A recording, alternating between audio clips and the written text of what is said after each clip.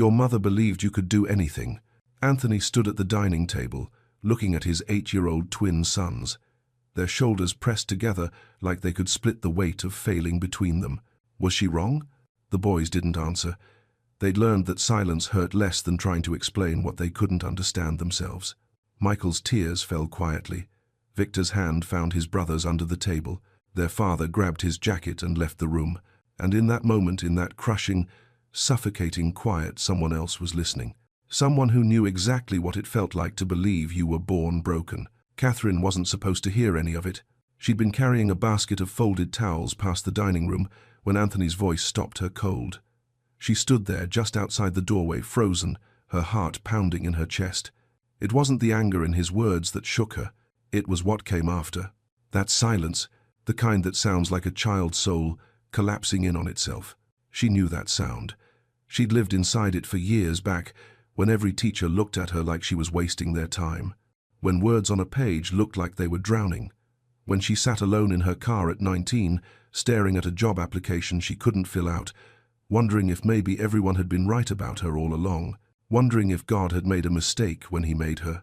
But standing there now, listening to two little boys trying not to cry, something stirred deep inside her chest. Not pity, recognition. Through the open door, she could see them. Michael wiping his face with his sleeve, Victor squeezing his brother's hand, so tight his knuckles turned white. Two boys who looked identical in everything, especially their shame.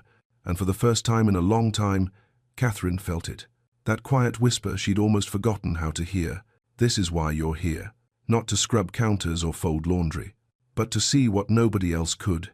Because sometimes, when the world has written you off, and you've got nothing left but your own scars, God puts you exactly where you need to be. Right in front of someone who's breaking the exact same way you once did. But before we begin, hit that subscribe button, like this video, and tell me where in the world you're watching from. And if you've ever felt like you were too broken to be loved, stay with me. Because this story is about to show you that sometimes the people who save us are the ones nobody sees coming. Catherine knelt beside Michael's chair, the green overlay still resting on the open page. For a moment, neither of them moved, just sat there in the quiet of the library, dust floating through the afternoon, light coming in from the window. Michael stared at the words beneath the green sheet. His finger traced the first line. The cat sat. His voice was so soft she almost didn't hear it. On the mat. He looked up at her, eyes wide with something she hadn't seen in them before. Wonder. I read it. I actually read it. Catherine's throat tightened. She nodded, couldn't speak for a second. Victor stepped closer, his arms crossed tight over his chest like he was protecting himself from disappointment. Does it work for everyone? 5. 2. I don't know, Catherine said honestly. But we can find out. She pulled another overlay from her pocket, this one blue, handed it to Victor. He took it like it might break, placed it carefully over his own book, started reading. His voice shook at first, then steadied. By the third sentence, he wasn't stumbling anymore. Michael grabbed his brother's arm. You're doing it. Victor's eyes filled with tears. He didn't stop reading, just kept going, his voice getting stronger with every word, like he was proving something to himself. When he finished the paragraph, he looked at Catherine. Why didn't anyone show us this before? Catherine didn't have a good answer for that. So she just said, I don't know, sweetheart, but we're going to figure it out now. Together, that became their rhythm. Every afternoon while Anthony was away, while the house was quiet and no one was watching, Catherine met the boys in the sunroom. Not the library. Too formal, too much like school. The sunroom felt different, warm, safe, light pouring through the windows, plants growing wild in the corners, the old couch where their mother used to read to them before she died. Catherine brought supplies from the kitchen, shaving cream, food coloring, baking sheets. The twins looked at her like she'd lost her mind. We're going to write with shaving cream? Michael asked. We're going to feel the words, Catherine said. Your hands need to learn them as much as your eyes do. She spread the cream across the tray, smooth and thick, showed them how to trace letters with their fingers. Say it, feel it, write it. Michael spelled cat in the cream, then dog, then mom. His face lit up. It's like drawing. Exactly, Catherine said. Your brain loves this. Victor preferred movement. He couldn't sit still for more than 5 minutes, So Catherine let him walk, let him read while pacing circles around the coffee table. "You think better when you move," she told him. "So move." He did, and for the first time in his life, the words didn't swim away from him. By the third day, something shifted. Michael finished his homework in 20 minutes, work that usually took him 2 hours. Victor read 4 pages of a chapter book without stopping once. They started laughing again, real laughs, the kind that filled the room and made the house feel alive. Mrs. Patterson, the head housekeeper, noticed. She'd pass by the sunroom and pause, listening to their voices. Never said a word, just watched Catherine with an expression that was hard to read. The gardener, Mr. Alvarez, smiled when he saw them through the window one afternoon, gave Catherine a small nod, like he understood something the others didn't. But there were whispers too. In the kitchen, in the laundry room. "She's overstepping. She's just the help. What happens when Mr. Smith finds out?" Catherine heard them, felt the weight of their judgment pressing down on her shoulders every time she walked through the house. But when she looked at Michael spelling words in shaving cream, his whole face glowing with pride, she couldn't stop. When she watched Victor read aloud while walking in circles, his voice steady and strong, she knew. This was bigger than her job, bigger than their opinions. This was what she was meant to do. Friday afternoon came too fast. Anthony would be home tomorrow. The conference in Singapore had ended early. Catherine wiped down the coffee table, packed away the colored overlays, the textured letters, the baking sheet still smelling like shaving cream. Michael grabbed her hand. "You're not going to stop, are you?" She looked down at him, at both of them standing there, fear creeping back into their eyes. "I don't know," she said quietly. "Your dad might not understand." "Then we'll make him understand," Victor said, his jaw set with determination that looked just like his father's. Catherine smiled, sad and hopeful at the same time. Maybe. That night, she couldn't sleep. Lay awake in her small room above the garage, staring at the ceiling, praying for the first time in years. "God, if this is real, if I'm supposed to be here, please let him see it. Please." She didn't know if he was listening, but she closed her eyes and hoped anyway. The next afternoon, everything changed. Anthony came home 3 days early. No warning, no phone call. Just walked through the front door at 2 o'clock, exhausted from the flight, wanting nothing more than silence and sleep. He heard laughter coming from the sunroom. His son's laughter. He hadn't heard that sound in over a year. He set down his briefcase, walked toward the noise, pushed open the French doors, and froze. Catherine sat between the twins at the coffee table. Michael had shaving cream spread across a baking tray in front of him, tracing the word "believe" with his finger. Victor was mid-stride, walking his usual circle around the couch, reading aloud from a book about dinosaurs. All 3 of them were smiling, and Anthony, standing in the doorway, travel bag still slung over his shoulder, couldn't move. The table was covered, colored plastic sheets, letter tiles with different textures, headphones connected to an audiobook, a mess of learning that looked nothing like the rigid tutoring sessions he'd paid thousands for. "What the hell is this?" The words came out sharper than he meant them to. Catherine's heart dropped into her stomach. She stood quickly, hands already reaching for a towel to wipe the cream away. "Mr. Smith, I can explain. You're the housekeeper."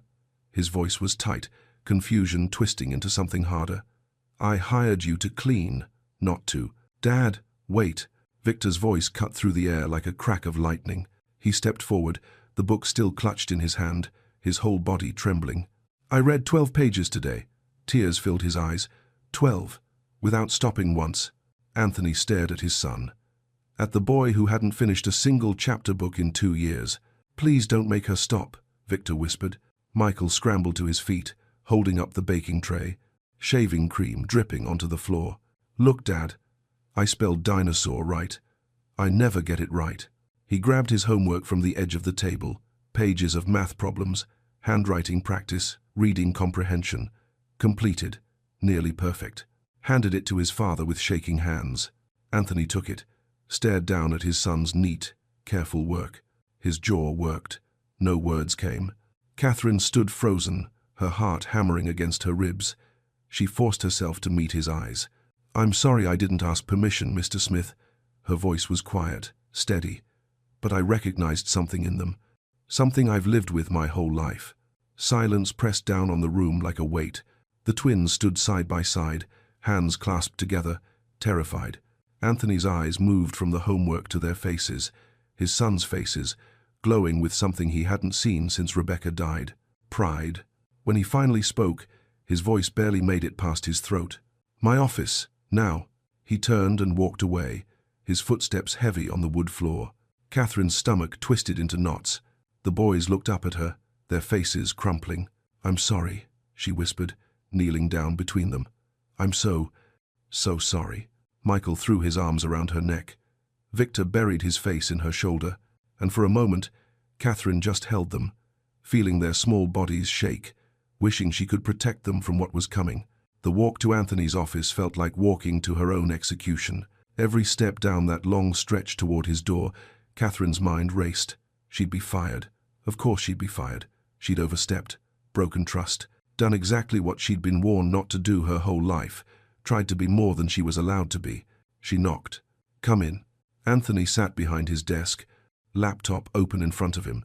His jacket was off, tie loosened, sleeves rolled up, but his face, she couldn't read it. "Sit." She sat, folded her hands in her lap to keep them from shaking. Long, suffocating silence. Finally, he spoke. "Tell me exactly what you did with my sons." Not angry, not accusing, just tired, and something else she couldn't name. Catherine took a breath, then another. "I saw dyslexia," she said quietly. "Classic signs, the way they reverse letters, how long it takes them to process words, the way Michael shuts down when he's overwhelmed, the way Victor can't sit still because his brain needs movement to focus." She paused. "I recognized it because I have it too." Anthony's eyes flickered. Surprise, maybe disbelief. She kept going. "I failed out of 3 schools before I turned 18. Teachers told me I'd never amount to anything, that I was slow, lazy, wasting everyone's time." Her voice steadied. "I didn't learn to read properly until I was 23. A woman at a community literacy program taught me using the same methods I used with your sons." She leaned forward slightly, her hands gripping the edge of the chair. "Mr. Smith, your boys aren't failing because they're not trying. They're failing because nobody's taught them in the language their brains actually speak. Every tutor you hired taught the same way, the way that works for most kids. But not for them. Not for brains like theirs." Anthony was quiet. His fingers drummed once against the desk, then stopped. He turned his laptop screen toward her. Security footage. The sunroom camera. His sons laughing. Engaged. Confident. Learning. "I haven't seen them smile like that since." His voice cracked. He cleared his throat. "Since their mother died." Catherine's chest tightened. Anthony stood abruptly, walked to the window, stood there with his back to her, shoulders rigid. "I thought if I pushed harder," he said, voice low, "hired better tutors, spent more money, I thought I could fix them." He turned around, and for the first time, Catherine saw it. The grief, the guilt, the weight of a father who'd been drowning and didn't know how to ask for help. "But they were never broken, were they?" "No," Catherine whispered. "They never were." Anthony crossed his arms, looked at her really, looked at her like he was seeing her for the first time. "I need you to teach me what you're doing." Catherine blinked. "Sir? Teach me." His voice was raw, desperate. "Teach me how to see my own sons." Anthony didn't sleep that night. Catherine left his office around 7, quietly, still unsure if she had a job in the morning. The boys had already eaten dinner with Mrs. Patterson mac and cheese, their favorite, and been sent upstairs to bed early. The house fell into its usual evening silence. But Anthony's office light stayed on. He sat at his desk, laptop glowing in the darkness, and started searching. Dyslexia symptoms in children. Dyslexia versus learning disability. How to recognize dyslexia in twins. Article after article. Research study after research study. Videos of children learning to read using colored overlays. Testimonials from parents who'd spent years thinking their kids were lazy, unmotivated, broken. The words on the screen blurred together. He clicked on a diagnostic checklist. "Does your child reverse letters like B and dood?" "Yes." Michael did that constantly. "Does your child avoid reading aloud?" "Yes, both of them." "Does your child have difficulty with spelling, even simple words?" "Yes." "Does your child seem intelligent in conversation but struggle with written work?" Anthony's hand stopped moving on the mouse. "Yes." "God?" "Yes." They could talk about anything: space, dinosaurs, how engines worked. They asked questions that stunned him sometimes with their depth, but put a worksheet in front of them, and they shut down completely. He kept reading.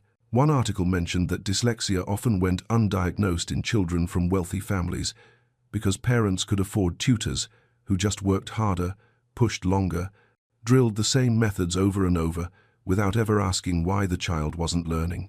Anthony's stomach turned. He opened another tab, searched for the tutors he'd hired over the past 2 years. Not one of them specialized in learning disabilities. Not one. He'd spent $50,000 on people who were teaching his sons the wrong way, and he'd blamed Michael and Victor for not trying hard enough. His throat tightened. He pulled up the security footage again, watched his sons in the sunroom with Catherine. Really watched this time. The way Michael's whole face changed when he traced letters in the shaving cream, the joy in Victor's voice as he paced and read without stumbling, the way they looked at Catherine not like a housekeeper, not like a tutor, like someone who saw them. Anthony's hands started shaking. He pushed away from the desk, stood up, paced to the window, stared out at the dark yard, the pool lights reflecting off the water. Rebecca's face came to him, the way she used to watch the boys when they were younger, that crease between her eyebrows when she was worried about something. "Anthony, I think something's different about how they learn," she'd said once, maybe a year before the accident. "I don't think they're just being difficult."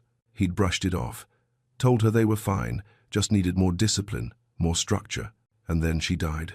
And he never got to tell her she was right. His chest cracked open. He sank into the chair by the window, buried his face in his hands, and for the first time since the funeral, Anthony Smith let himself break. He cried for his sons, for the years he'd spent pushing them when he should have been listening, for Rebecca, who'd known something was wrong and never got the chance to fix it, for every time he'd made his boys feel like failures when they were just trying to survive. By dawn, Anthony's eyes were swollen and dry. He hadn't slept, hadn't moved from the chair except to pour himself coffee that had gone cold hours ago. But he'd made a decision. At 7:30, he called his assistant. "Cancel everything for the next 2 weeks. I don't care what it is. Cancel it." At 8, he found Catherine in the kitchen, washing breakfast dishes. She turned when she heard his footsteps, her face guarded. He must have looked like hell. He felt like it. "I stayed up all night," he said, his voice rough, "reading about dyslexia, about how kids like mine." He stopped, corrected himself, "about how my sons learn." Catherine set down the dish she was holding. "I need to get them tested," Anthony continued, "professionally, by someone who actually knows what they're looking at." "That's good," Catherine said softly. "That's really good. And I need you there." He looked at her directly. "When they do the testing, when we get the results, I need you to help me understand what it all means." Catherine hesitated. "Mr. Smith, I'm not a doctor. I'm not even a teacher. You're the only person who's seen them." His voice broke slightly. "Really seen them. And I need you to teach me how to do that." She studied his face for a long moment, saw the exhaustion, the regret, the desperate hope of a father who'd finally stopped running. "Okay," she said quietly. "I'll help." Anthony nodded, turned to leave, then stopped. "Catherine?" She looked up. "Thank you." His voice was barely a whisper. "For not giving up on them when I almost did." He walked out before she could respond. Catherine stood alone in the kitchen, her hands still wet from the dishes, tears sliding down her face. For the first time since she'd arrived at this house, she let herself believe that maybe, just maybe, God had put her exactly where she was supposed to be. Dr. Sarah Chen arrived on a Tuesday morning. Anthony had hired the best educational psychologist in the state, someone who specialized in learning disabilities, who'd worked with hundreds of children like his sons. Catherine watched from the kitchen window as the doctor pulled up in a silver sedan, carrying a leather bag and a calm expression that suggested she'd seen this 1,000 times before. The twins were already nervous. They'd barely touched their breakfast. "What if she says we're stupid?" Michael whispered to Catherine while she cleared their plates. Catherine knelt beside his chair, looked him straight in the eyes. "She won't, because you're not.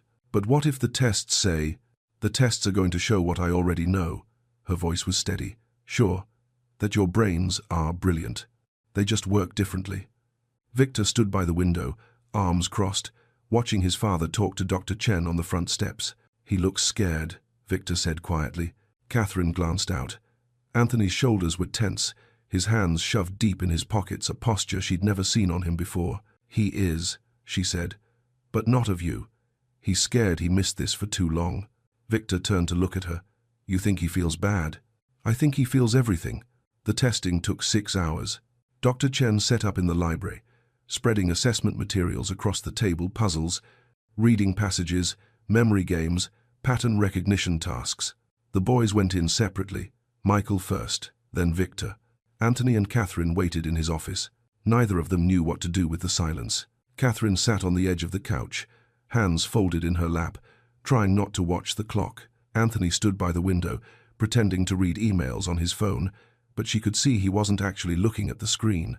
An hour passed, then 2. "Do you think they're okay in there?" Anthony finally asked, his voice tight. "Dr. Chen knows what she's doing," Catherine said. "And the boys are stronger than you think." Anthony turned to look at her. "Really look at her? You care about them?" It wasn't a question, just an observation. Catherine met his eyes. "Yes." "Why?" The question hung in the air between them. Catherine thought about lying, about saying something polite and distant, but she was tired of pretending she didn't feel what she felt. "Because nobody cared about me," she said quietly. "When I was their age, when I was failing and teachers were giving up, and I thought I was the problem." Her voice caught. "Nobody fought for me. Nobody looked closer. And I spent 15 years believing I was broken." She looked down at her hands. "I don't want them to spend 15 years believing that." Anthony was quiet for a long time. Then he crossed the room and sat down in the chair across from her, not behind his desk, not standing above her, just there, close enough that she could see the exhaustion in his face. "I'm sorry," he said. Catherine looked up, confused. "For what?" "For whatever they did to you. Whoever made you feel that way." His jaw tightened. "And for almost doing the same thing to my sons. You didn't know?" "I should have." His voice was raw, honest. "Rebecca tried to tell me, and I didn't listen. I was too busy, too distracted, too convinced that if I just pushed hard enough, everything would fall into place." He rubbed his face with both hands. "I've spent 3 years trying to be both parents, trying to fill the space she left, and I've failed at all of it." "You haven't failed," Catherine said softly. "You're here now. That's what matters." "Is it?" "Yes." They sat in the quiet after that, not uncomfortable, just present. Two people who'd both been broken in different ways, waiting to see if they could help two boys avoid the same fate. Around 4 o'clock, Dr. Chen knocked on the office door. Anthony stood so fast he nearly knocked over his chair. "Come in." Dr. Chen stepped inside, her expression calm but serious. She carried a folder thick with papers. "Mr. Smith, Miss Walsh." She nodded to both of them. "The boys did beautifully. They're resting in the kitchen with some snacks." "And?"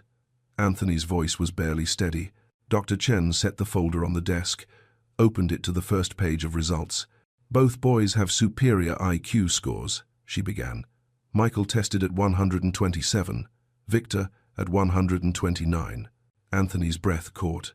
"They also both have severe dyslexia and ADHD, Dr. Chen continued. "Classic presentation. The kind that's often missed because the child is intelligent enough to compensate for years before the system catches up." She turned another page, showing charts and graphs that meant nothing to Catherine but everything to Anthony. "They're currently reading at a 2nd grade level, despite being in 3rd grade. Their processing speed for written language is significantly delayed. But," she looked up at both of them, "the coping strategies they're using are remarkable, graduate-level interventions." Dr. Chen's eyes settled on Catherine. "Who's been working with them?" Anthony gestured toward Catherine. "She has." Dr. Chen studied her with new interest. "Miss Walsh, have you worked with dyslexic children before?" Catherine shook her head. "Just one. Me." Dr. Chen's eyebrows lifted. She smiled, the kind of smile that held respect. "Then you have an intuitive understanding that most special education teachers spend years trying to develop." She closed the folder. "These boys are lucky to have you." Catherine's throat tightened. She couldn't speak. Anthony's hand found the back of his chair, gripping it like he needed something to hold him upright. "So what do we do now?" he asked. Dr. Chen looked between them. "You keep doing exactly what you're doing, and you fight like hell to make sure their school does the same." The call came, 3 days later, Anthony was in a meeting when his assistant knocked on his office door, her face apologetic. "Mr. Smith, Ashford Academy is on the line. The headmaster says it's urgent." Anthony excused himself, stepped into the hallway, pressed the phone to his ear. "Mr. Smith, this is Headmaster Whitmore. We need to schedule a meeting regarding Michael and Victor. Tomorrow, if possible." Something in the man's tone made Anthony's spine stiffen. "What's this about?" "It's better discussed in person. Can you come in at 9? Anthony agreed, hung up, stood there in the empty hallway with dread settling like stone in his gut. That evening, he told Catherine. She was folding laundry in the utility room, the twins upstairs doing homework they were actually completing now, with colored overlays and extra time. "The school wants to meet," Anthony said from the doorway. Catherine looked up, her hands stilling on a towel. "Did they say why?" "No, but I can guess." Catherine set the towel down. "You want me to come?" Anthony hesitated, then nodded. "Yes, I do." Ashford Academy sat on 15 acres of manicured grounds, all brick buildings and ivy-covered walls. The kind of school that prided itself on legacy, excellence, and test scores that kept it ranked in the top 5% nationally. Anthony had donated $2 million over the past 3 years. His name was on a library wing. None of that mattered when he and Catherine walked into Headmaster Whitmore's office the next morning. Whitmore was a tall man in his 60s, silver-haired and polished, with the kind of smile that never reached his eyes. He stood when they entered, gestured to the chairs across from his desk. "Mr. Smith, thank you for coming." Anthony didn't sit. "What's this about?" Whitmore's smile thinned. "Please, sit. This won't take long." Anthony sat. Catherine stayed standing by the door until Anthony looked back at her, nodded toward the empty chair beside him. She sat. Whitmore folded his hands on his desk. "Mr. Smith, we've been reviewing Michael and Victor's academic progress, or lack thereof, and the board has made a recommendation, which is, we believe it would be in the boys' best interest to repeat 3rd grade, or alternatively, transfer to an institution better equipped to handle their special needs." The words landed like a slap. Anthony's jaw tightened. "Special needs? They've failed multiple assessments, Mr. Smith. Their reading and writing scores are significantly below grade level. Ashford Academy maintains a standard of excellence, and my sons have dyslexia." Anthony pulled Dr. Chen's report from his bag, dropped it on the desk, "and ADHD, both diagnosed by one of the top educational psychologists in the state." Whitmore glanced at the report, but didn't pick it up. "Yes, well, that's precisely why we're recommending a transfer. We're not a special education facility." "They don't need a special education facility." Anthony's voice was rising now. "They need teachers who understand how they learn. Mr. Smith, with all due respect, Ashford has a reputation to maintain. Our test scores—" "Your test scores?" Anthony leaned forward. "You're talking about kicking out my sons because of your test scores?" Whitmore's expression hardened. "We have standards. Your son's performance affects our rankings, our college placement statistics. They're 8 years old." "Yes, and already 2 years behind." Catherine's hands gripped the arms of her chair. She wanted to speak but didn't know if she had the right. Anthony saw her hesitation, looked at Whitmore. "Miss Walsh has been working with my sons. In 2 weeks, they've made more progress than they did in 2 years of your teaching." Whitmore's eyes flicked to Catherine, dismissive. "Miss Walsh is your housekeeper, correct?" Catherine felt the words like a blade. "Yes," she said quietly. "Then I'm sure she means well. But," Whitmore smiled condescendingly, "she's not a certified educator. Her methods, while perhaps well-intentioned, aren't relevant to this proceeding." Something in Anthony's expression went cold. He stood slowly. "Then, let me be clear, Headmaster. I'm withdrawing both my sons from Ashford Academy, effective immediately." Whitmore blinked. "Mr. Smith, I don't think you understand. And I'm withdrawing my $2 million annual donor pledge." The room went silent. Whitmore's face paled. "Now, let's not be hasty. I'm also telling every parent I know exactly why." Anthony's voice was steady now, certain, that this school would rather protect its rankings than teach children how to learn. He turned to Catherine. "Let's go." Catherine stood, her legs shaking. Anthony walked to the door, then stopped, looked back at Whitmore. "My sons don't need a different school. They need people who actually see them, and if you can't do that, then you don't deserve to teach anyone's children." He walked out. Catherine followed, her heart pounding so hard she thought it might break through her ribs. They didn't speak until they reached the parking lot. Anthony stood by his car, hands braced on the hood, breathing hard. Catherine waited, didn't know what to say. Finally, Anthony looked up at her. "Did I just ruin my son's education?" "No," Catherine said softly. "You just saved it." His eyes filled. He turned away, wiping at his face with the back of his hand. "I should have done that 2 years ago. You did it now. That's what matters." They stood there in the morning sun, two people who'd just burned a bridge and had no idea where the road led next. But for the first time in years, Anthony felt something he hadn't felt since Rebecca died. Hope. Anthony couldn't find the twins' baby books. He'd been searching the house for 2 days, wanting to show Dr. Chen their early development records. Catherine had offered to help, moving through storage closets and spare rooms with quiet efficiency. They ended up in the attic. Dust floated through beams of afternoon light. Boxes stacked on boxes, years of life packed away and forgotten. Catherine pulled open a container labeled Rebecca, Personal. Inside, journals, dozens of them. Anthony froze when he saw them. "I didn't know she kept these," he whispered. Catherine started to close the box, sensing she'd stepped into something sacred. But Anthony reached past her, lifted one out.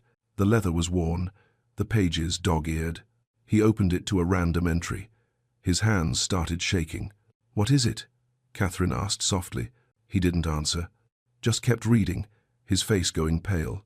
Then he sank onto an old trunk, the journal open in his lap. Catherine waited, didn't move, barely breathed. "She knew," Anthony finally said, his voice breaking. Rebecca knew something was wrong. He turned the journal toward Catherine. "Let her read." March 15th. "Michael reversed his B's and D's again today. The teacher says he's not paying attention. But I watched him." Anthony. "He was paying attention. He just can't see them the right way. I need to get them tested. I need to understand what's happening before they start believing they're failing." Catherine's throat closed. Anthony flipped forward. Another entry. June 3rd. "Victor can't sit still during reading time. His teacher called it behavioral issues. But when I let him walk around while I read to him, he remembered every word, every single word. There's something here, something everyone's missing." Another page. September 12th. "I've been researching dyslexia. Everything I'm reading sounds like my boys. I'm calling that specialist next week. Anthony thinks I'm worrying too much. But I know my sons. I know something's different." The date on that entry was 2 weeks before she died. Anthony's shoulders started shaking. Catherine knelt beside him, her hand hovering near his arm, unsure if she should touch him. "She tried to tell me," he whispered. "I remember that conversation. I told her they were fine, that she was overthinking it." His voice cracked completely. "And then she was gone, and I spent 3 years pushing them the same way everyone else did." Tears streamed down his face. "I failed her. I failed them." "No." Catherine's voice was firm. She grabbed his hand without thinking. "You didn't know. You were grieving. You were trying to survive. I should have listened.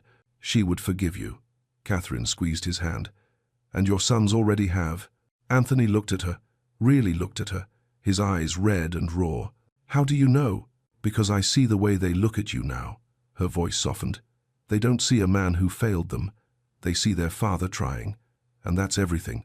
They sat there in the dusty attic light, his hand still in hers, surrounded by boxes of a life that was gone but not forgotten. After a long moment, Anthony pulled another journal from the box, opened it near the end, found an entry dated a month before Rebecca's death. His breath caught. "Listen to this," he said, his voice barely steady. Catherine leaned closer. "October 8th. I had the most beautiful dream last night. Anthony and I opened a learning center for children like ours, a place where kids who learn differently aren't made to feel broken, where teachers actually see them. We called it Hope House. I know it sounds impossible, but maybe one day, when the boys are older, when we understand their needs better, maybe we could do something. Maybe we could help other families who feel as lost as we do right now." Anthony closed the journal carefully, set it on top of the box, covered his face with both hands, and broke. Not the quiet tears from before. This was deeper, years of grief and guilt and regret pouring out of him in waves. Catherine didn't say anything, just stayed beside him, let him shatter, let him feel it all. When he finally looked up, his voice was raw but certain. "We're going to build it." Catherine blinked. "What?" "Her dream. The learning center." He looked at her with eyes that were still wet but suddenly clear. "We're going to build it for her, for our sons, for every child who needs someone to see them. Anthony." She'd never used his first name before. It slipped out without thinking. That's a huge thing." "I know." He stood, still holding Rebecca's journal. "But you're going to help me. You're going to run it." "I can't. I'm not." "You're exactly who should." He turned to face her fully. "You understand these kids because you were one of them. That's worth more than any degree. But I don't have credentials." "I don't have." "Then we'll get you credentials." His voice was steady now, determined. "I'll pay for your education, whatever it takes. You'll go to school, get your degree, your teaching certification, and when you're ready, we'll open the center together." Catherine stared at him, her mind reeling. "Why would you do that for me?" Anthony's expression softened. "Because you did something for my sons that no one else could. You saw them. And maybe," his voice caught, "maybe that's what Rebecca's been trying to tell me all along, that the people who save us aren't always the ones with the biggest credentials. Sometimes they're just the ones who know what it's like to be broken." Catherine's eyes filled. For the first time in her life, someone was offering her more than she'd ever dared to dream, and she was terrified. But she whispered anyway, "Okay." Catherine sat alone in her room that night, staring at the laptop Anthony had given her. A new laptop, still in the box, for school applications. She'd opened it an hour ago, created an account, pulled up the website for the local community college, but her hands wouldn't move. The cursor blinked in the empty text box. "Tell us about yourself." Catherine had no idea where to start. She was 28 years old, high school dropout, former foster kid who'd lived in her car, a woman who cleaned other people's houses for a living. Who was she to think she could become a teacher? Her finger hovered over the keyboard. Then she closed the laptop, put her head in her hands, and let herself feel the weight of what she'd agreed to. Downstairs, Anthony couldn't sleep either. He sat in the living room, Rebecca's journals spread across the coffee table in front of him. He'd been reading them for hours, learning his wife all over again through her words. She'd been scared too, scared of getting it wrong, scared of failing their sons. But she'd written it anyway, dreamed it anyway. "Maybe we could help other families who feel as lost as we do right now." Anthony traced the words with his finger. "I'm sorry I didn't listen," he whispered into the empty room. "I'm sorry I waited so long." The house settled around him. Quiet, still, but not lonely. Not anymore. Upstairs, he heard footsteps. Catherine, moving around in her room. He wondered if she was as terrified as he was. The next morning, Catherine came down early to start breakfast. She found Anthony already in the kitchen, coffee brewing, the twins' lunchboxes lined up on the counter. He looked up when she walked in. "Couldn't sleep?" he asked. "No." She moved to the sink, started washing her hands out of habit, even though there was nothing to clean yet. "You?" "Not really."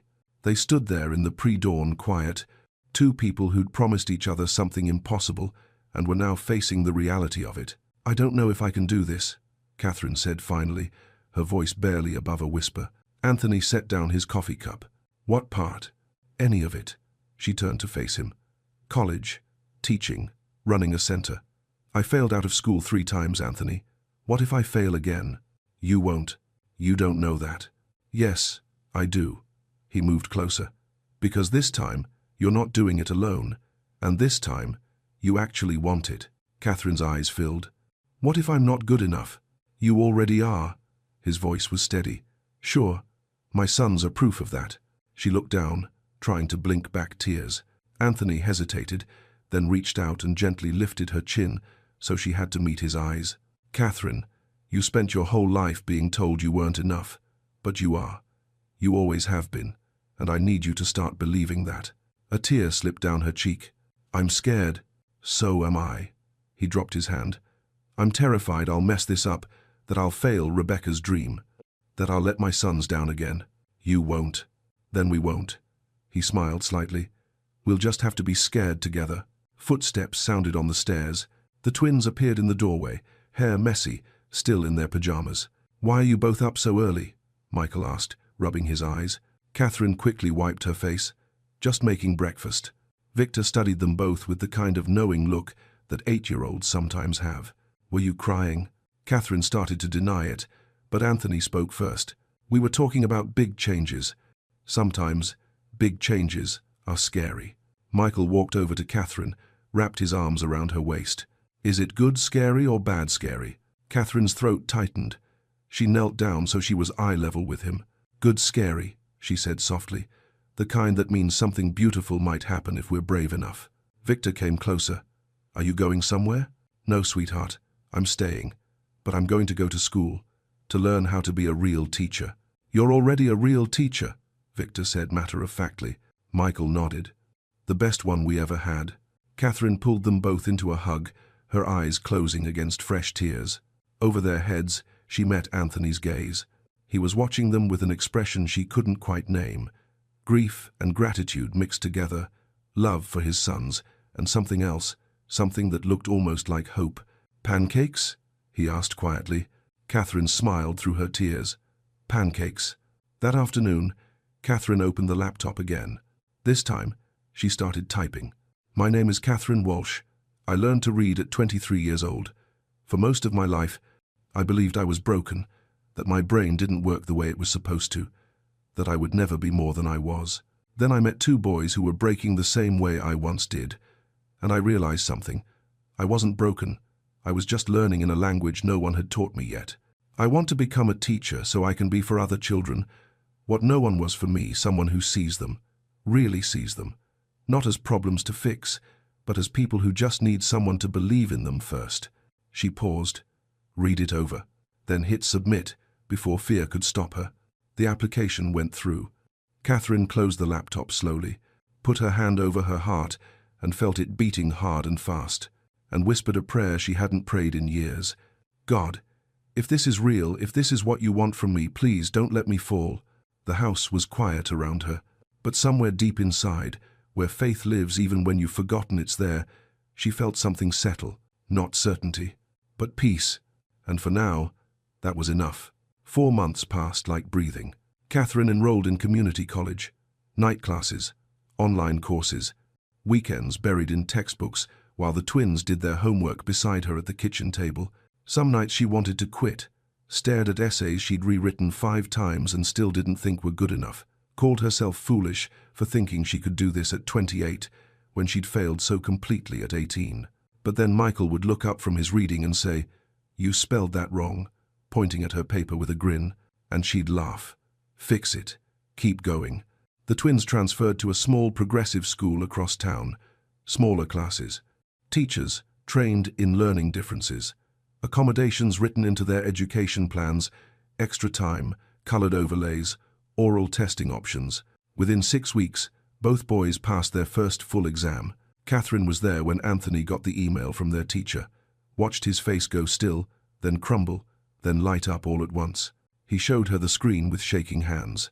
Michael, 87%. Victor, 92%. They did it, he whispered. They actually did it. Catherine's eyes filled. They always could. They just needed someone to let them. That night, Anthony took them all out to dinner. A real celebration. The twins ordered dessert first, laughing when the waiter pretended to be shocked. Catherine sat across from Anthony, watching him with his sons really present with them for the first time since she'd met him, laughing at their jokes, listening to their stories about school, asking questions that showed he actually cared about the answers. This was what healing looked like. Not perfect, not finished, but real. By winter, the plans for the learning center were underway. Anthony had purchased an old Victorian house on the edge of town, 3 stories, wraparound porch, big windows that let in light from every direction. It needed work, but the bones were good.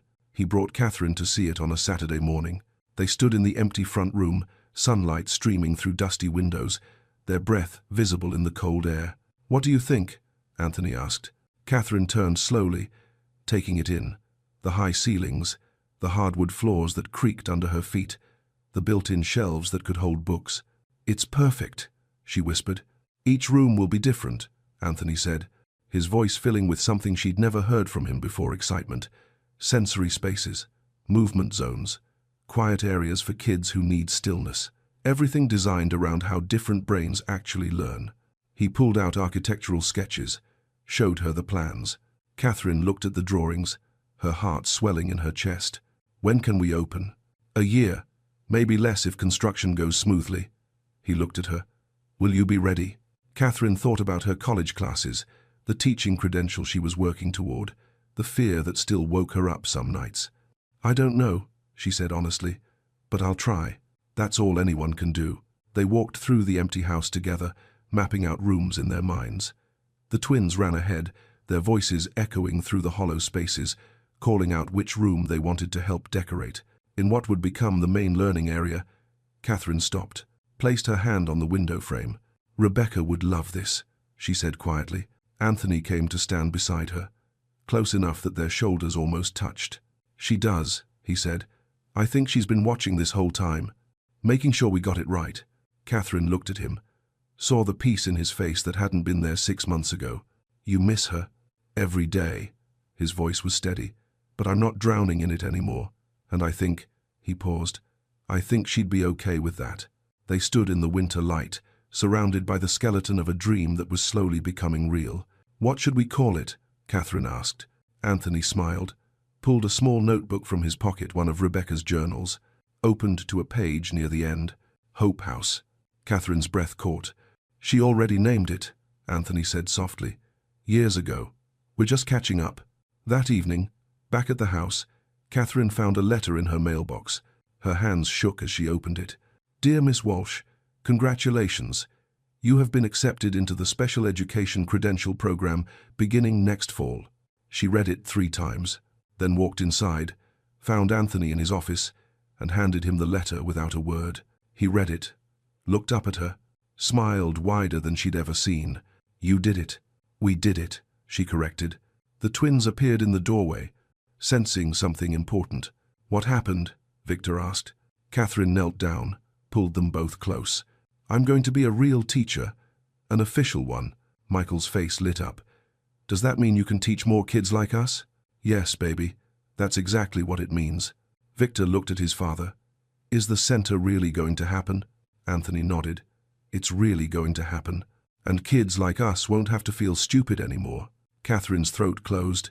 No, sweetheart, they won't. Because we're going to show them what I showed you, that different doesn't mean broken. Michael threw his arms around her neck. You saved us, he whispered. Catherine held him tight, tears streaming down her face. No, baby, you saved me. 2 years later, the morning of the grand opening, Catherine stood in the center of what used to be an empty Victorian house and was now Hope House Learning Center. Everything was ready. Sensory rooms painted in soft colors, movement spaces with balance beams and yoga mats, quiet corners with beanbags and weighted blankets, shelves lined with books in every format, audiobooks, large print, graphic novels, colored overlays organized by shade, textured letters, art supplies, every tool a different kind of learner might need. And in the main entrance, a portrait of Rebecca Smith, her smile warm, her eyes kind. Beneath it, a plaque, for every child who was told they couldn't, and for every person who helped them see they could. Catherine traced the words with her finger. She'd be so proud of you, a voice said behind her. She turned. Anthony stood in the doorway, wearing a suit but looking more relaxed than she'd ever seen him. The twins flanked him on either side, 10 years old now, taller, confident, holding a ribbon for the ceremony. I hope so, Catherine said softly. I know so. Anthony walked closer. You turned her dream into something real. We did, Catherine corrected. All of us. Michael looked up at his mother's portrait. I wish she could see this. She can, Victor said quietly. I think she's been watching the whole time. By 9 o'clock, families started arriving. 47 children enrolled for the first semester. Each one carrying a story like the twins had carried years of being told they weren't trying hard enough, weren't smart enough, weren't enough. Catherine greeted them at the door, not as a housekeeper anymore. As Director Catherine Walsh, certified special education teacher, the woman who'd built this place from nothing but pain and hope. One mother approached her, holding the hand of a small girl, maybe 7 years old, with red eyes and hunched shoulders. This is Emma, the mother said, her voice breaking. She told me last week she doesn't want to be alive anymore because she's too stupid for school. Catherine's heart cracked open. She knelt in front of Emma, waiting until the girl looked at her. "Hi, Emma. My name is Catherine, and I want to tell you something really important." She kept her voice gentle, steady. "I didn't learn to read until I was 23 years old. Do you know how old that is?" Emma shook her head. "Really, really old," Catherine said with a small smile. "Everyone told me I'd never be able to do it, that I wasn't smart enough, but they were wrong. My brain just needed different tools, and I think your brain might be the same." Emma's lip trembled. "Really? Really?"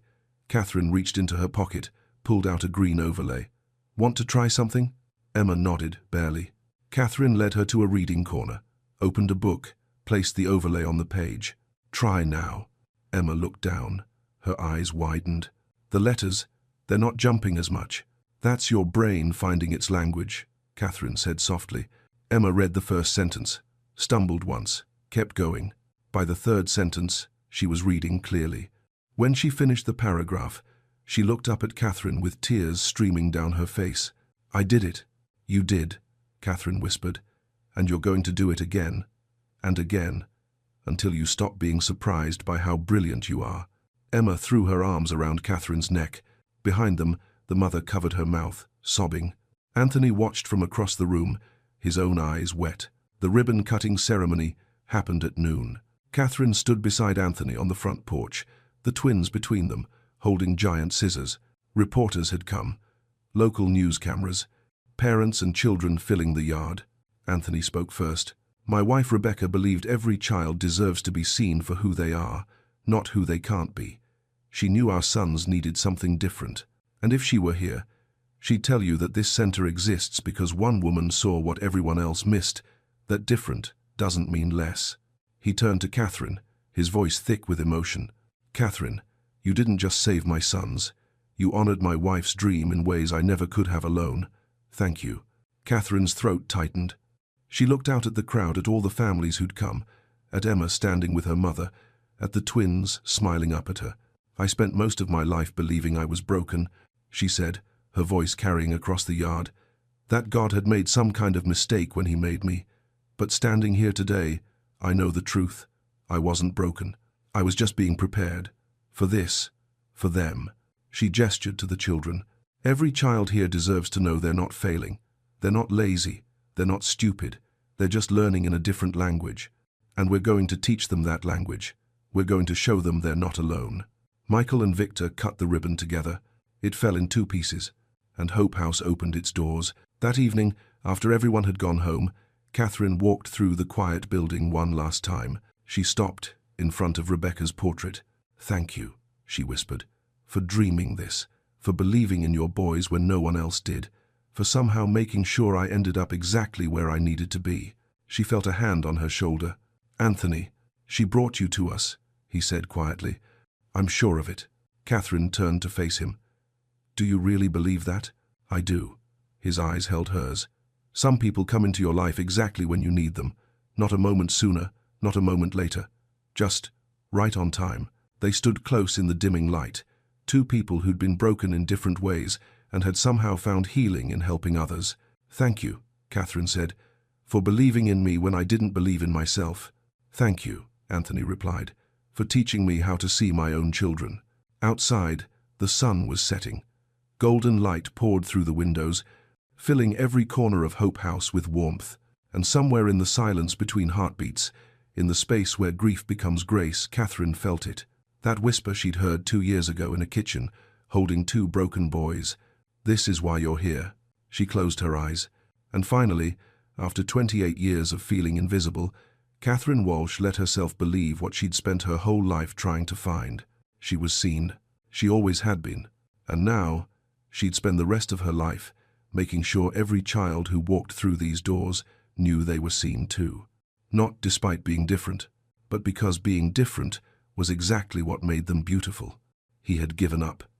After doctors, treatments, therapists, after years of waiting for something to change, nothing ever did. His twin boys were blind. That's what the world told him. That's what he believed. The house was always quiet. Until that afternoon, when he heard something that didn't belong there. Laughter. At first, he thought it was the wind, Or maybe the TV left on in another room. But the sound came again, soft, sweet, strange. He stood up, heart pounding, unsure why he suddenly felt nervous. He walked down the hallway, slowly, listening, searching. And then he saw it, the light under the door. The playroom. The one no one used. The one that had been silent for years.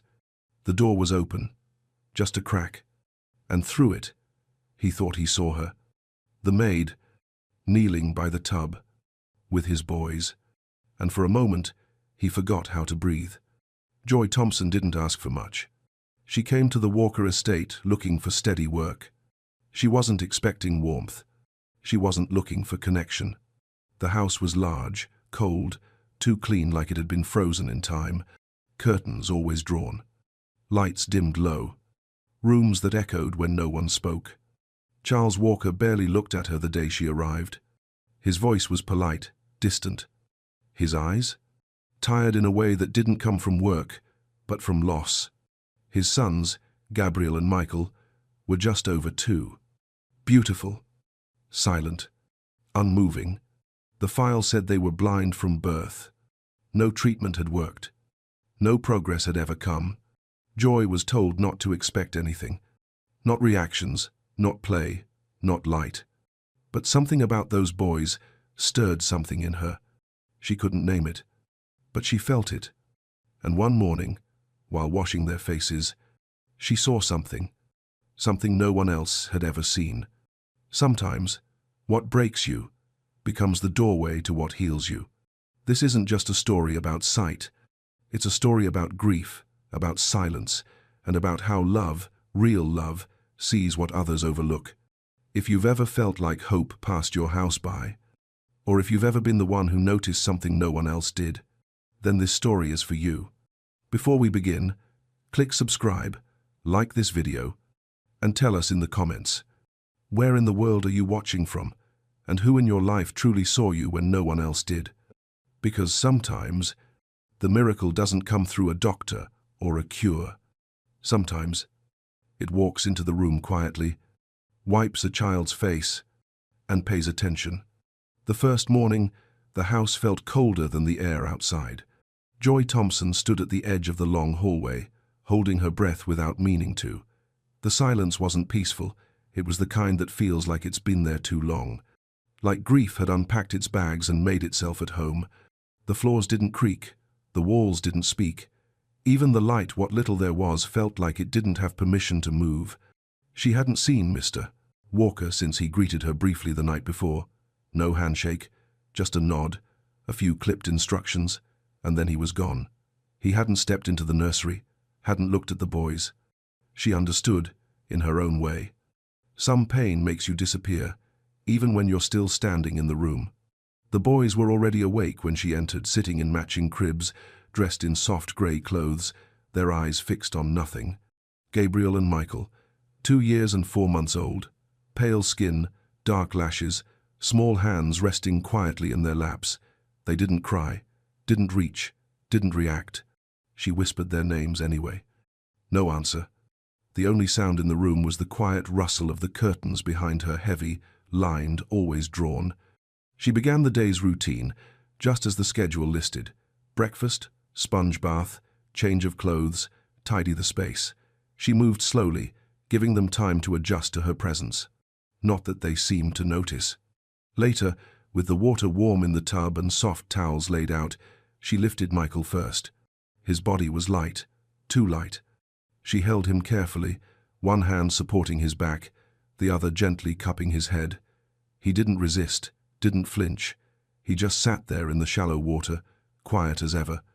Joy rolled her sleeves up, dipped the washcloth in the water, and began to clean his face. And then it happened. A bead of soap slid toward his eye, and for the briefest moment, maybe a second, maybe less, his eyelid fluttered. She paused. It could have been reflex, a twitch, nothing. But something in her gut told her not to move. She stayed there, one hand in the water, her breath caught somewhere between fear and wonder. Then, slowly, she looked over at Gabriel. He was staring off, as always, but just behind him, The bathroom mirror caught a sliver of light. The sun had moved, just slightly, and now a soft line of brightness spilled across the tile. She adjusted the faucet without thinking, angling the chrome just enough for the reflection to shift. The light skimmed across the floor, across the edge of the tub, and stopped near Gabriel's toes. He turned his head. It wasn't sudden, it wasn't dramatic, but it was deliberate, just a few inches enough to follow the light. Joy blinked, heart thudding, her hands stilled in the water. She didn't say anything. She didn't move. She just watched. And then Michael did it again, that flutter. A soft blink, a blink that had nothing to do with sound and everything to do with light. Her chest tightened. It wasn't proof. Not yet. But it wasn't nothing. She finished the bath quietly, her movements gentle, steady, as though afraid to disturb something sacred. When she lifted the boys out and wrapped them in towels, she kissed their heads without thinking. They didn't respond. But she felt something shift in the room. Later, after they were dressed and settled, Joy walked into the hallway and looked out the nearest window. The sky was pale blue. The garden outside was still.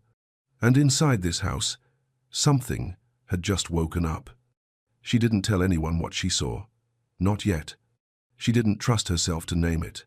But that night, when she was alone in the small room they'd given her, she opened a notebook she hadn't used in months. She wrote just 4 words. Michael blinked at light. Then she set the pen down, closed the book, and whispered a prayer into the quiet. God, if I'm wrong, stop me. But if I'm right, help me see what you see. There was a quiet rhythm to the days in the Walker house. It wasn't peace, not really. It was more like the stillness that follows loss.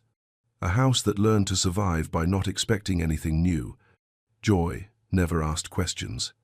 She moved through the rooms with soft steps and steady hands, learning the routines, reading between the silences. The twins stayed quiet too. No tantrums, no giggles. Just 2 small boys sitting in a sunless nursery, surrounded by toys that never moved. But once you've seen something, you can't unsee it.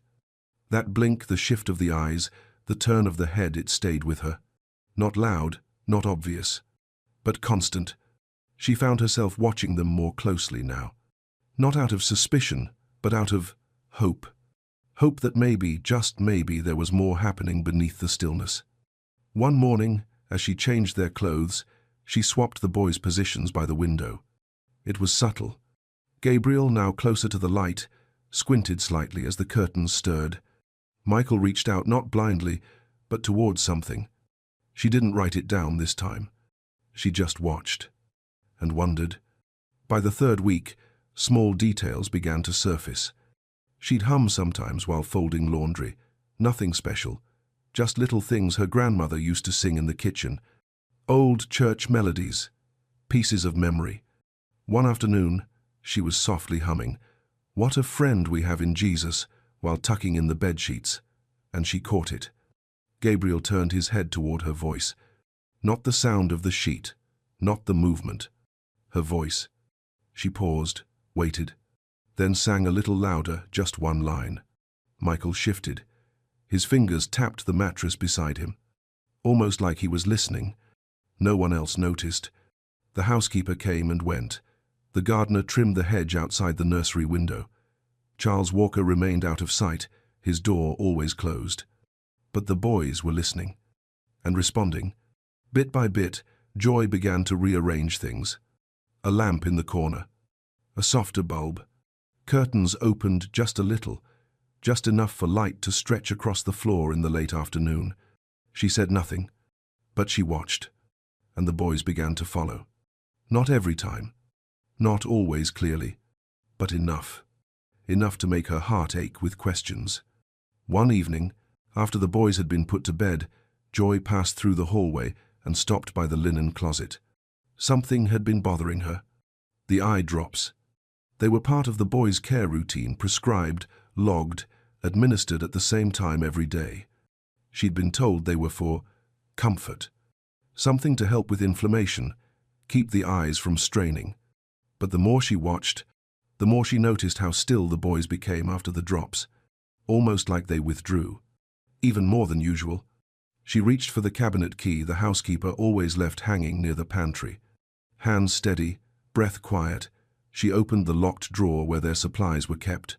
Rows of small bottles, labels she didn't recognize. She scanned the ingredients, the instructions, and there it was, in tiny print right beneath the dosage. May reduce photosensitivity temporarily, not for long-term pediatric use. She stared at the words, read them again, then closed the cabinet carefully, her thoughts racing. Why would a blind child, need something that reduced their sensitivity to light? That night, she didn't sleep. She lay on her back, staring at the ceiling of the small guest room, her grandmother's voice echoing somewhere in her mind. You don't need a degree to pay attention. You just need to care enough to look twice. Joy didn't know what to do yet, but she knew this. Something wasn't right.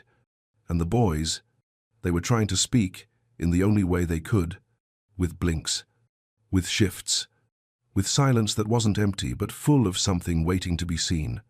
There were windows in every room, but none of them opened. They were framed in expensive wood, trimmed in thick velvet drapes, and always shut. Even on the sunniest days, the house stayed dim, cool, controlled. Joy noticed it more now. The way the morning light would try to peek through the edges of the curtains in the hallway and get swallowed by shadow. The way every lamp glowed just enough to see but never enough to feel warm. At first, she thought it was habit, then preference. But now, she wondered, what kind of home needs to keep light out? She started small. One afternoon, when the housekeeper was busy sorting invoices in the office, Joy slipped into the nursery and quietly pulled the curtain back 2 inches. The window was high, old, and a bit stiff, but the light poured in like it had been waiting years for permission. It stretched across the rug, a long golden stripe that touched the edge of the toy chest and spilled beneath Michael's crib. She said nothing. She just stepped back and watched. Michael blinked first, slowly. Then he turned his head, not sharply, but intentionally, as if something had brushed his awareness and he was reaching for it in the only way he knew how. Gabriel, who had been lying flat on his back, stirred. His eyes followed the light across the ceiling. Joy held her breath. Her heart thudded quietly in her chest. This wasn't imagination. This wasn't coincidence. This was response. And for the first time since she'd stepped into that house, she felt the weight of something heavy shift inside the room. Like a held breath, beginning to exhale. That night, she skipped the eye drops. Just for one boy. Just once. She waited until the house was quiet, the hallway still, the staff tucked into their corners. Then she stood at the nursery door, dropper in hand, and chose Gabriel. She gave Michael his dose as usual. But Gabriel, she simply held, whispering softly as she pressed a cool cloth to his forehead, pretending to follow the routine. Then she tucked him in. The next morning, the difference was subtle, but there. Michael was still, passive, his eyes dull. But Gabriel? He reached. Toward the mirror Joy had set near the window. It caught a shard of light from the hallway, and he reached. Joy bit her lip, hard. She couldn't say anything yet. Not to the staff. Not to Charles. But something had shifted. Later that week, she stood in the nursery, watching dust float through the beam of sunlight she'd allowed in. She glanced around, then walked to the cabinet again. This time, she opened the drawer slowly. Her hands didn't shake. Inside, the same rows of bottles. Different brands, different labels. But the same warning etched at the bottom of each one. May reduce photosensitivity. Not recommended for long-term pediatric use without supervision. And then tucked in the back she found a folder. Old prescriptions, shipping invoices, signatures, initials. The name printed at the bottom of every form? Dr. Ernest Vale.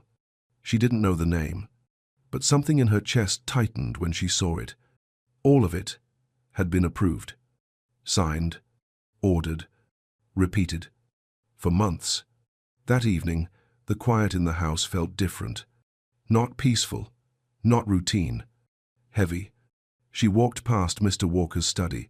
His door was cracked slightly, not open, but not closed either.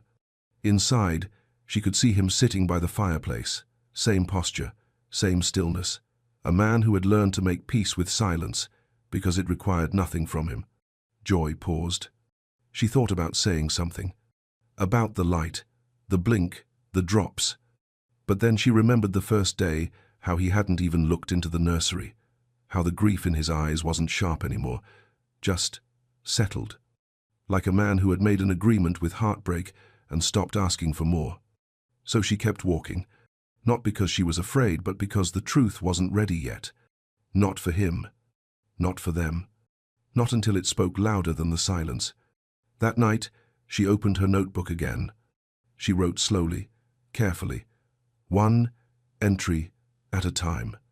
Opened curtain 2 inches. Light reached crib. Gabriel tracked mirror. No eye drops. Increased response. Found name, Dr. Ernest Vale. Then, at the bottom, in quiet handwriting, they are responding to light. I don't think they're blind. I think someone made them this way. The mirror was small. Just a piece from Joy's old compact, the kind she used to keep in her purse back when life was simpler. She'd cleaned it, dried it, and set it gently on the nursery shelf near the window, where the late afternoon light passed through like a blessing. She didn't tell anyone. Some truths don't come in speeches.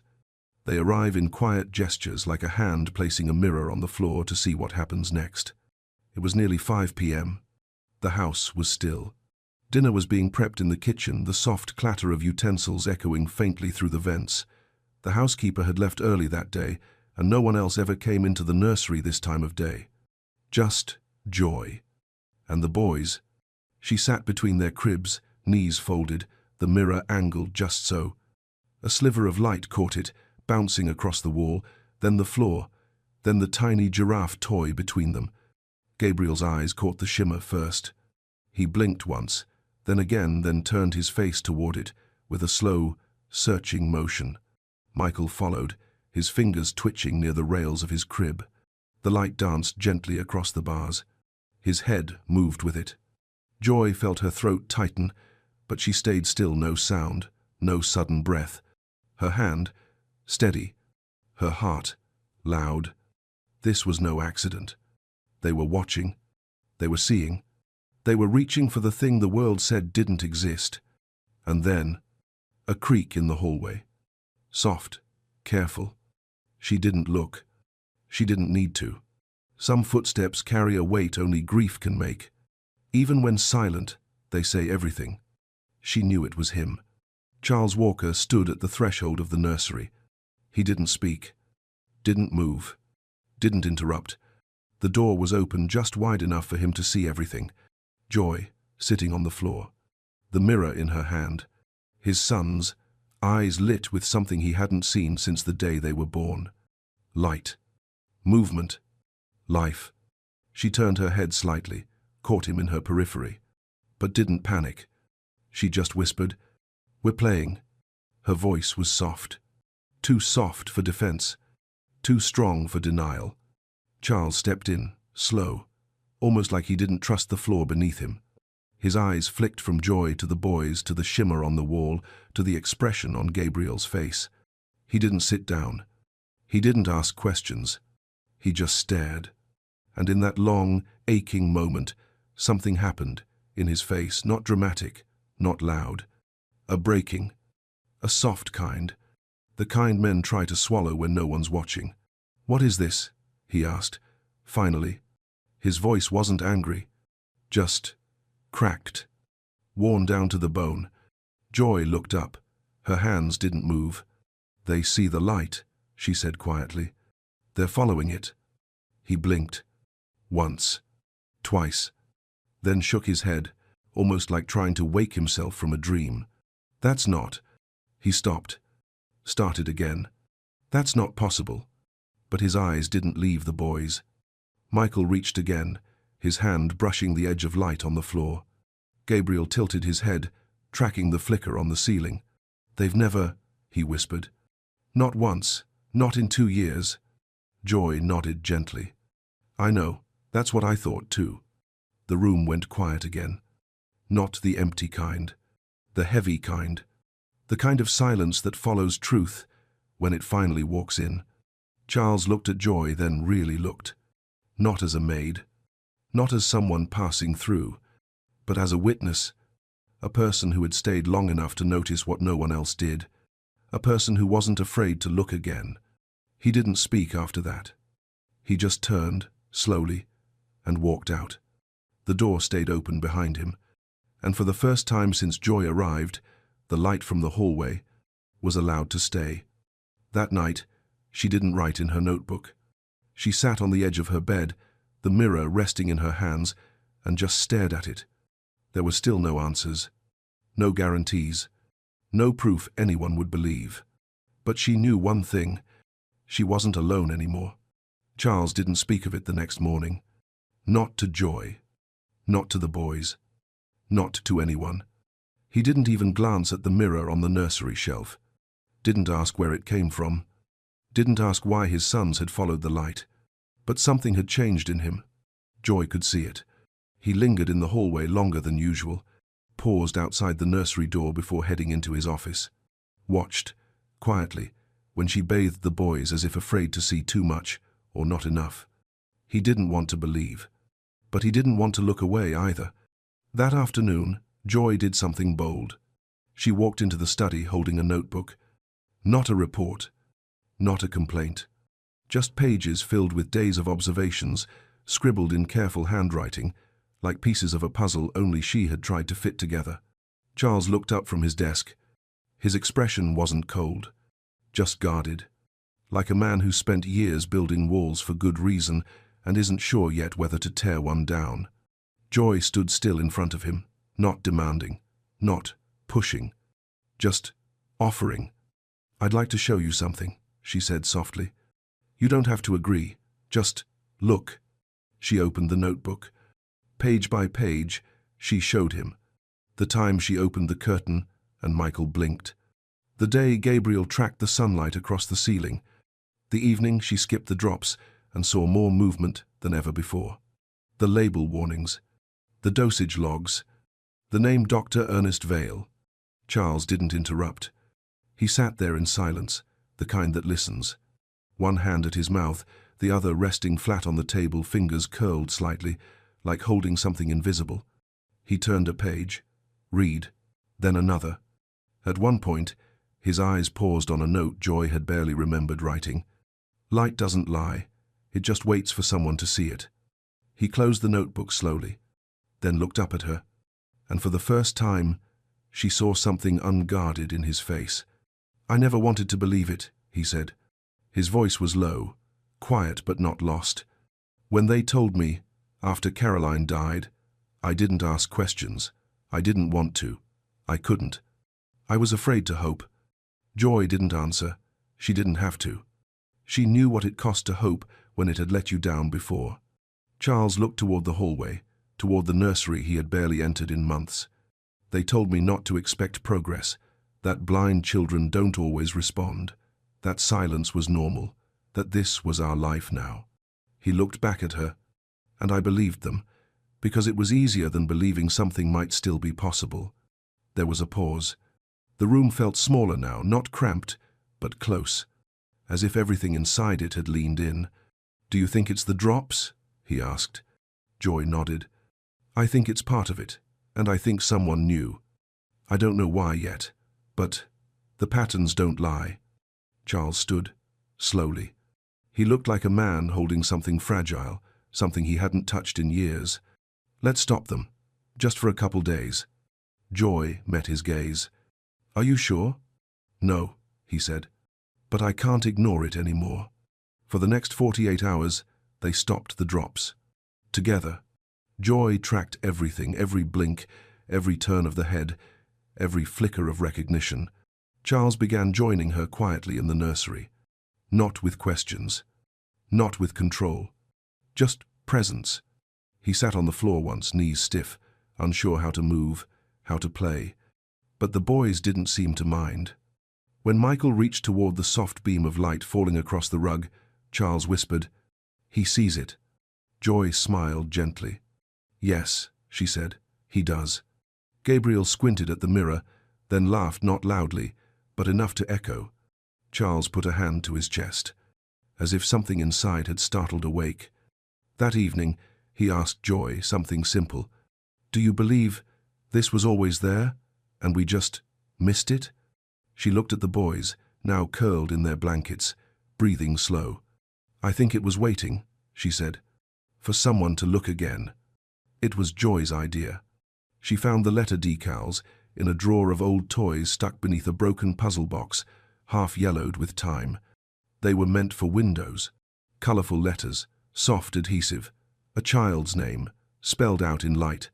She held them in her hands for a long time before doing anything. Then one morning, just after breakfast, she walked into the nursery and opened the curtains all the way. For the first time, sunlight flooded the room. Not just a crack or a corner, but full. It hit the cribs, the floor, the books, the mirror on the shelf, and something else too. The dust. Years of it, floating upward like spirits unbottled. Joy stood by the window and pressed the letters softly, one by one, onto the glass. G. A. B. R. I. E. L. Then the next. M. I. C. H. A. E. L. The boys didn't speak, but they watched the light move across their names, watched her hands trace the shapes, watched like they knew on some wordless level that something sacred was happening. And for a moment, it felt like the house was holding its breath. Charles didn't come until later. The nursery was quieter now, sunlight soft and golden, warming the carpet like grace itself had entered through the window. Joy was sitting with the boys, Gabriel curled beside her, Michael on her lap. They were playing with nothing, just the light on the floor, the mirror catching it, bouncing it gently across the rug. Charles stepped in. But this time, he didn't stop at the doorway. He knelt down beside them, slower than usual, his joints stiff, his hands unsure. But he came close, closer than he ever had. Joy glanced up, offering a small smile. He didn't return it. His eyes were locked on the glass, on the names. Then, without looking at her, he spoke. Caroline picked those names. His voice was low, not choked, not shaky, just buried, like someone digging something up they weren't sure they wanted to find. Joy said nothing. She loved angels, he continued, not in a cheesy way, just, she said she wanted names that meant something. He stared at the letters on the window, the way the sunlight cut through them. She died before she ever got to say them out loud. There it was. Not just pain, not just memory, but the breaking. Not with sound, but with stillness.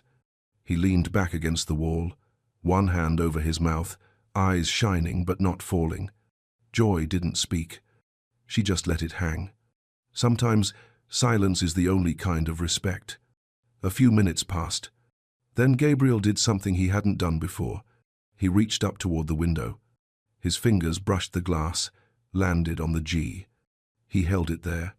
Charles watched, breath tight, lips parted, like a man not ready to breathe again just yet. Then Michael, not to be left behind, scooted forward, a quiet grunt in his throat, and touched the M. They didn't know what the letters meant, but their fingers traced them, like memory. Charles blinked, then whispered, "They've never done that before." Joy finally spoke gently. "They're learning their names."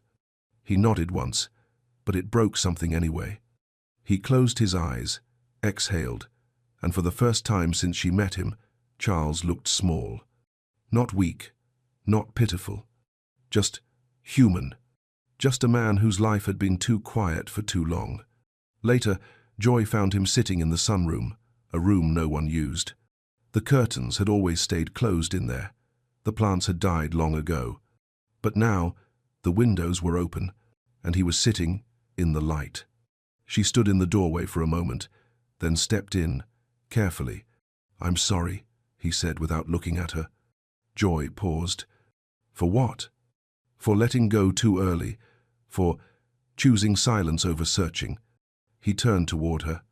"You didn't just see my sons, you saw what I couldn't." She didn't respond with words. She just sat down beside him, knees almost touching.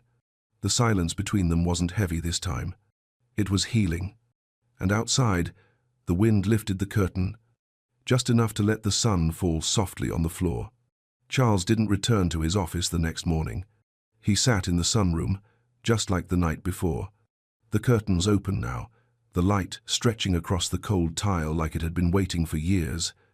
A mug of coffee rested on the table beside him, still full, untouched. He wasn't reading, wasn't making calls, just sitting, still, watching dust float in the sunlight like tiny reminders of time he couldn't get back. Joy passed by once, then again, and finally stepped inside. He didn't look at her, but she could tell he knew she was there. His voice was quiet when it came. "You said someone knew." She paused. "Yes." "About the drops?" "Yes." He nodded, slowly, as if confirming a suspicion that had already formed. "I let them into this house. I paid them. I handed over my sons." Joy sat down across from him, her hands folded in her lap. "You were grieving. I was hiding." Silence settled between them again, not hostile, just hard. He turned toward her, not angry, just exhausted. "Do you know what it's like to believe the worst because it's easier than hoping?" Joy met his gaze. "I think hope scares people more than pain does." He let out a short breath. Not a laugh, not a cry, just the sound of someone standing on the edge of regret. That afternoon, Charles called his lawyer, asked for the medical release forms, reviewed every note signed, every approval, every prescription. Then he called someone else, a name Joy hadn't heard before, Dr. Ernest Vale. The man on the other end of the call answered with practiced ease, calm, clinical. "Mr. Walker, everything all right?" Charles didn't speak right away. "I want a full breakdown of the boy's prescriptions, every drug, every change, every reason." "Of course, but may I ask what prompted?" "Just send it, by tonight." His tone wasn't cold, it was awake now. And Ernest Vale, whoever he really was, knew it. Later, Joy found Charles in the nursery. He was standing by the cribs, watching his sons sleep. No clipboard, no phone, just watching. Michael had one hand resting against the letter M on the window. Gabriel was curled beneath the sunlight, his small chest rising and falling in rhythm. "They don't need perfect," Joy said softly behind him. "They just need present." He nodded, slowly. "I don't know how to fix this." "Start with not turning away." He stayed there for a long time. The next morning, Joy made a decision. She contacted someone she hadn't spoken to in years. A friend of her grandmother's, a retired nurse who'd once worked in pharmaceutical compliance. She told her just enough to raise concern, and the woman gave her a name. A young lab technician who had recently resigned from a private clinic involved in experimental pediatric trials. "I'll reach out," Joy said. Quietly, the investigation began in silence. Charles hired a private investigator, discreet, professional. Joy started keeping more detailed notes. Photos, patterns, times, dosage, changes, reactions. The twins continued to grow brighter, not suddenly, not miraculously, but steadily. They reached more, turned more, responded more. And every time they did, the weight in Charles's chest pressed harder. Because every blink was a question. How long has this been possible? What did I miss? What did I allow? One night, just after the twins had gone to sleep, Joy found Charles at the kitchen table. He had the folder open in front of him, the one from Dr. Vale. Pages of prescriptions, notes, authorizations, all signed, all legal, all clean. Too clean. "Nothing here explains anything," he said, flipping through. "They covered it well." "That's how shadows work," Joy said. "They don't need chaos, just quiet." He looked up. "I want to go public. Not yet, but soon." Joy nodded. "We will, when the story's ready, when the truth is loud enough." And then, for the first time, he said their names. Out loud, clearly, Gabriel, Michael. The sound of them caught in his throat, not broken, just heavy with meaning. Joy smiled. They know you're saying it. Do you think they forgive me? She didn't answer right away. She looked at the window where their names still clung to the glass. Letters bent slightly from the sun, but still holding. I think they're waiting. For what? For you to see them, not like the world sees them, not like doctors did, but as your boys. Charles didn't speak, but this time he stayed in the room. The story didn't break with shouting. It started with a photo. Gabriel's hand resting on the letter G. Michael turning toward a beam of light, eyes open, focused, alive. Joy had taken it weeks earlier, not to prove anything, just to remember. But now it became a seed, the kind you plant quietly and pray it grows. Charles gave it to a reporter he trusted, a woman who once wrote about his late wife's foundation, someone who remembered Caroline not as a name in a headline, but as a human being. He didn't give her everything, not yet. Just enough. Enough to start the questions. The article came out on a Wednesday. Born blind or made blind. A Billionaire'S twins and the nurse who noticed. It wasn't sensational. It wasn't cruel. It was curious, the kind of truth that doesn't scream, but lingers. Within 24 hours, the phone started ringing. Lawyers, doctors, journalists, parents. The next day, another article. Then a radio segment. Then a televised interview request, not for Charles, for Joy. She declined. Not yet, she told him. Let the story speak first. The court date came faster than anyone expected. The lab denied everything. The doctor, Dr. Ernest Vale, claimed full legal authority. Every signature, every document, every dose had been approved. Joy testified first. She didn't cry. She didn't waver. She just told the truth moment by moment, memory by memory. She spoke of blinking, light, laughter, the way silence can lie when no one questions it. She spoke of her grandmother's voice. You don't need a degree to pay attention. The courtroom didn't move when she finished. But it didn't need to. Truth doesn't need applause. It just needs to land. Charles took the stand next. For a moment, he didn't say anything. Just stood there, one hand on the edge of the podium, the other resting near his chest, like holding something invisible. I believed what they told me, he began. I didn't ask enough questions. I didn't pay attention. And because of that, my sons were put through something I'll never fully understand. He looked down for a moment, then back up. But someone did pay attention. Not for money, not for recognition. Just because she cared. She saw what none of us saw. And because of her, I got to see my sons for the first time. He didn't speak long, but no one in that room looked away. When the whistleblower came forward, the young technician Joy had reached through her contact, the case cracked wide open. She brought evidence. Emails, formulas, trials not listed in public records, payments, protocols, internal messages about light suppression datasets. The truth didn't scream. It stacked page by page, fact by fact. And when the judge ruled, when the verdict came down, the room didn't erupt. It exhaled. Malpractice confirmed. Experimental drug trials without proper consent. Severe ethical breaches. The clinic was shut down. Dr. Vale lost his license. And the boys, Gabriel and Michael, became something more than a headline. They became seen. Back at the estate, the windows stayed open now. Light lived there again. Not loud, not blinding, but soft, honest, free. One morning, Joy brought in a set of clear window crayons, the kind you can use to write messages on glass. She handed one to Gabriel. You want to try? He looked at her eyes, focused, aware, and took it in his small hand. She steadied his grip, helped him make the first letter. J. Michael joined. Scribbled beside it. Joy couldn't tell what he meant to write, but she didn't correct him. It was perfect. Charles stood in the doorway. He didn't interrupt. He just watched, and when Gabriel turned to him, eyes full of light, and smiled, Charles smiled back. "They see you," Joy said gently. He nodded. "And now I see them." The house was no longer quiet. Not like before. The kind of silence that once settled into the walls, heavy and constant, had been replaced with something new. Stillness that breathed.